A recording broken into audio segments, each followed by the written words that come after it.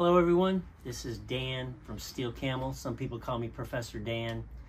We're really excited today because we're going to talk about a very important subject, is how to evaluate desiccant bags, and in particular, how to evaluate desiccant bags that will take moisture and keep moisture out of enclosures. For example, you're shipping circuit boards, or you're shipping cell phones, or you're storing ammunition. When you store stuff in hot, humid environments, it tends to get condensation inside the packet. That condensation leads to a path for conductivity. That conductivity can lead to failure of your electronic parts or just general damage to your moisture-sensitive devices. So for this experiment, we're going to talk to you about how do you evaluate desiccants and how do you measure the performance and the physical characteristics. And I'm going to start off by showing you a couple of desiccant bags. So there's all types of different types, shapes, and sizes. Everything from small ones this size to big ones to this size. And we want to see how well they perform. How well do they reduce condensation? How well do they prevent condensation? And how long do they last? So to do that experiment, we're going to test two types of desiccants. The first one are these guys right here. These are beads with a lot of little holes in them. They're called molecular sieves. Okay, very popular. They have a very fast absorption rate, and we'll see how long they last. Another one, most people are familiar with these. These are called desiccant beads. A lot of times they're made of sand or rocks, and they're basically a bunch of little marbles. Most people are very familiar with this. And the third one we're going to measure is this guy, which you've seen before. It's called a polymer. It's like a diaper, but as it grabs water, it expands and it makes more spaces, and therefore you can get more surface area, which can collect more moisture. Okay, so why are we doing this again? This is very important. We want to prevent damage to your electronics, to your moisture sensitive devices, to your bullets, to your anything that's sensitive. It could be cocoa beans, but you want to protect them and you want to get that moisture off. So let's start with some of the supplies. Okay, so I like to use this guy right here. It's a 10 by 10 by 4 clear glass jar, and I put in there a bunch of metal objects. I put in a fork, I put in a circuit board, I put in bullets, sometimes I put in nails. Okay, so you're gonna need a jar. If you can't have that jar, you can go to Walmart or Amazon. You could buy these containers that hold flour, and they work just as well. So that's one thing you're gonna need.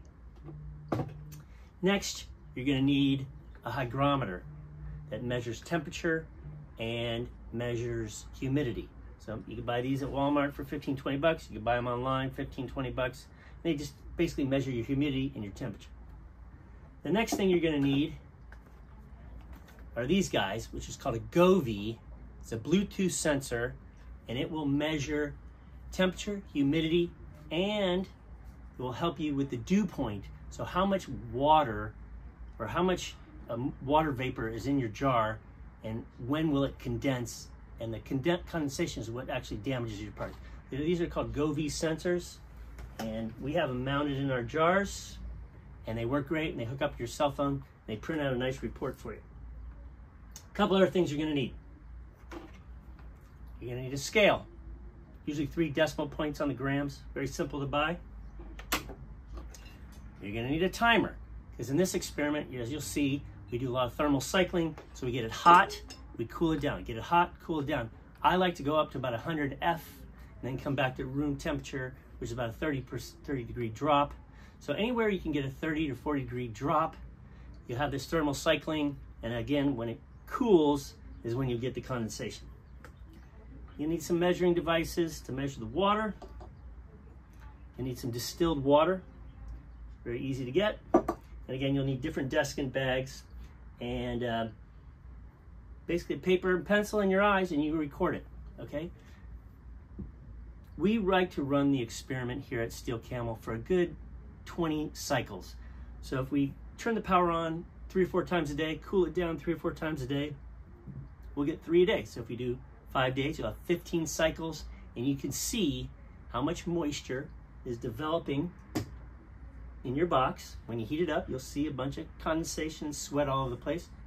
Okay, and then as it cools down, you'll see it start to fall. And you want to measure how much is in there.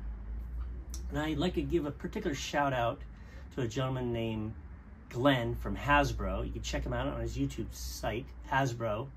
And he did a very similar study that measured the performance of desiccant bags. I'm very grateful to him. So again, check out Hasbro. Okay, so then once you do all that, we start recording temperature, humidity, dew point, and you'll get a chart. Can't really see it, but you'll get a chart like that. We'll throw up a couple pictures in the video, and you will be able to determine how well your desiccant bags perform. Okay, and you'll be able to map your data points. And again, the three things that we're looking at, the three most important things we're looking at: weight gain, how much water vapor did the desiccant bag grab and hold? Very important, weight gain.